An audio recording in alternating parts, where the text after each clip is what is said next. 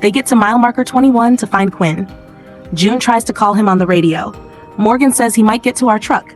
Sarah asks when they find him. Let them know. Jimbo says this list is going up. He says, I hope you'll learn to make at least good beer in a year. An undead is here.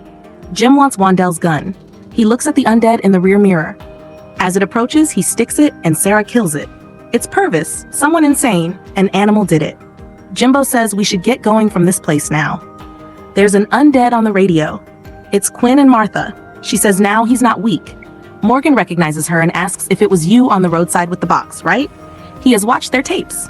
She wants them to stop helping people with boxes and she will stop doing it. She says you still are strong inside, give it up. A bird squawks. Victor is up, takes a protein bar and a book from the closet. Gets outside and checks the flood pond with binoculars. John is cutting trees and trying to bind them together into a floatable slate. Undeads are here due to birds squawking.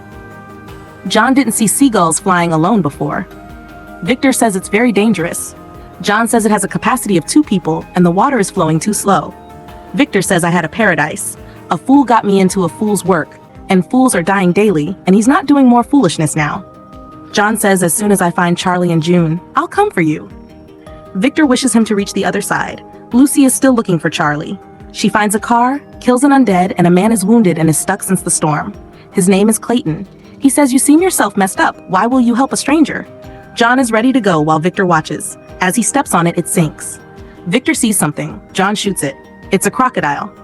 Morgan buries Purvis. Al finds more polar bears' journals.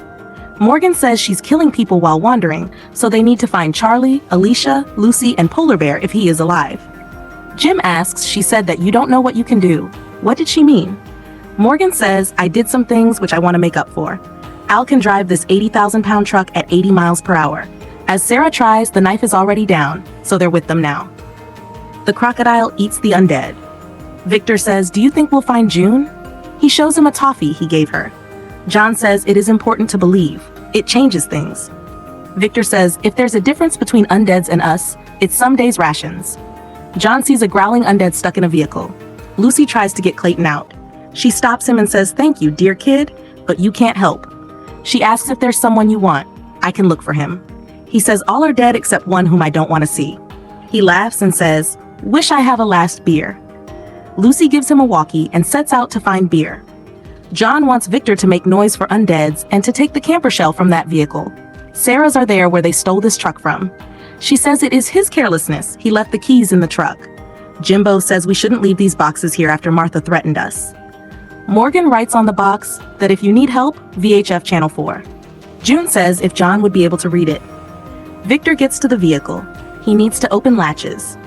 Strand tries to take a beer bottle and the vehicle falls down all the way into the water. He is fine with his bottle. John says you risked your life for a bottle. Victor says, but I'm still alive, and says luck for his raft. He takes parts out of the vehicle to make his raft. Lucy gets to an empty truck. She gets to a garage, but the fridge doesn't have beer. John makes his raft using his ways, and one is ready. She finds a few beer bottles, but seems empty. John asks if he always drinks a lot like this. He says now he drinks to forget, and he now only has past memories. John says we'll drink together on that side.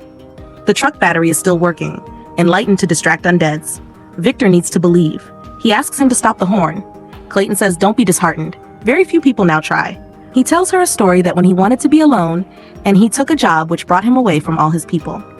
When the world turned, all my people went, and I realized I made it the biggest mistake of my life. I couldn't help my people, so I found a way to help others who were alive. John and Victor turn the horn on, get the raft in the water, and get going. Lucy finds Morgan's box and it has a beer. Undeads are coming due to the horn, but it turns off and undeads start going back. The crocodile hits their raft and it's broken. John says we'll make it to the other side, while Victor says it'll not work. Now shoot them and we go back. The crocodile gets to the undeads and Victor jumps and so does John. Lucy is coming. He says you don't give up at all. She opens the zip and gives him his beer. He drinks this cold one and thanks her. He says, I have left some notebooks with my supplies. Take them. She asks him the reason for running away. He says, I used to drive a truck. Lucy thanks on the radio that whoever left that box, it really helped. Morgan replies. Both are sitting wet on the edge. Victor gets back to his cabin with his beer while John eats that toffee. They are going fast on the truck. Lucy shows Clayton's notebooks to Morgan. Charlie radios, and there is Morgan. She is at mile marker 84. Martha interferes in between and says helping others makes us strong, so we'll keep looking for needy people and we'll help them. Sarah asks Al about the van. It's coming at them with full speed. Soon, it matches them, and they all get down while Martha fires at their truck.